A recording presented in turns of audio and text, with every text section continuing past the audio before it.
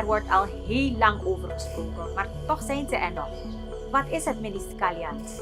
Je weet wel, die zandzuigers op onze brede rivieren of op het Stuwmeer. Waarom zijn de Skalians er nog? Terwijl onderzoek heeft uitgewezen dat goudwinningactiviteiten waarbij er kwik wordt gebruikt heel erg schadelijk is voor onze rivieren. En dat de rivierbodem letterlijk wordt verwoest hierdoor. En dat mensen in de directe omgeving heel erg afhankelijk zijn van deze rivieren.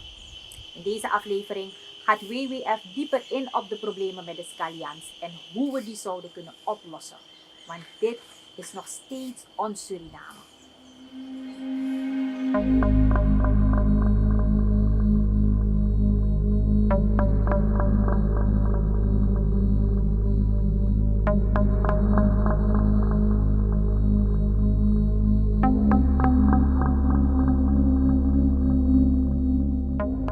Ik heb Skalians van dichtbij gezien. En zoals een Skalian gaat, dat is met enorme pompen, grote dingen die gewoon op de bodem gezet worden. En die suck up all the material. En die omkoeling, die omspoeling van die bodem brengt enorme vertroebeling met zich mee. Zodanig dat het voor het aquatisch leven, voor vissen met name, niet meer interessant is om erin te zijn. Want ze kunnen niks zien, ze kunnen hun eigen voedsel niet meer zien, detecteren. Dus wat gebeurt er dan? Je krijgt een afsterving van vissen. En dan krijg je gewoon een dode rivier op een gegeven moment. Daarnaast veel spills, quick spills, maar ook oliespills. Want die Skalians draaien op zware olie, diesels enzovoort. En alles wordt gespild. En echt geloof me, die jongens vullen smeerolie aan. Die canisters die blijven niet echt netjes in een hoekje op. Die Skalians, maar trouwens aan die gewoon in het water. En ze maken er gewoon een puinhoop van.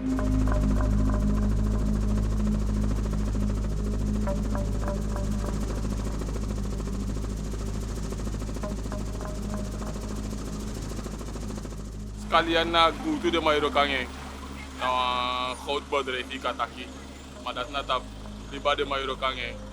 Dat is heel liba mima.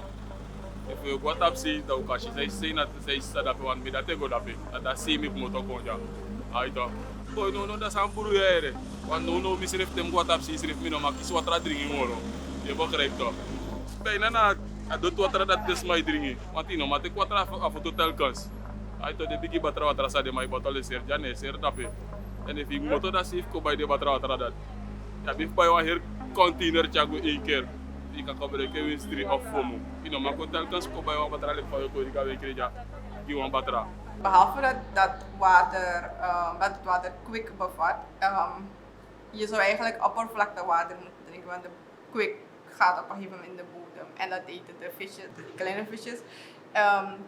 Het water heeft een bruine kleur doordat men de Skalians die zeg maar op het rivier drijven, die goud uithalen uit de rivier, die maakt dat het water een bruine koffiekleur heeft en dat kun je niet drinken.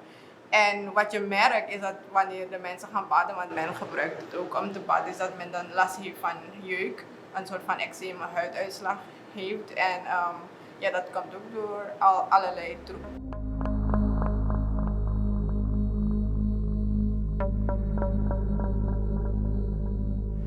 Heel liba doet dan dat ik takif chance wa manga di brede de mais suku.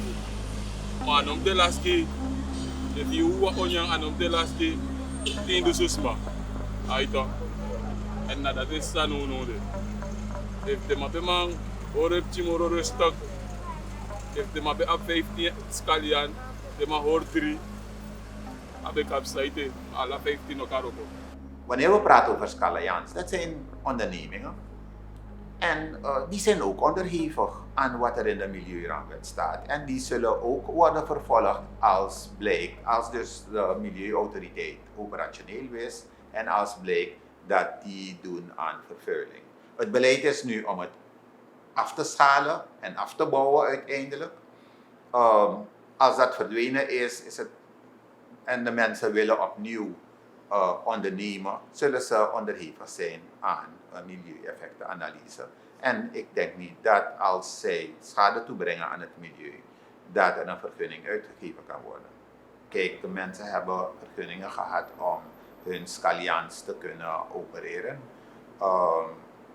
En wat we nu zullen doen is de vergunningen laten expireren en dan worden ze niet vernieuwd.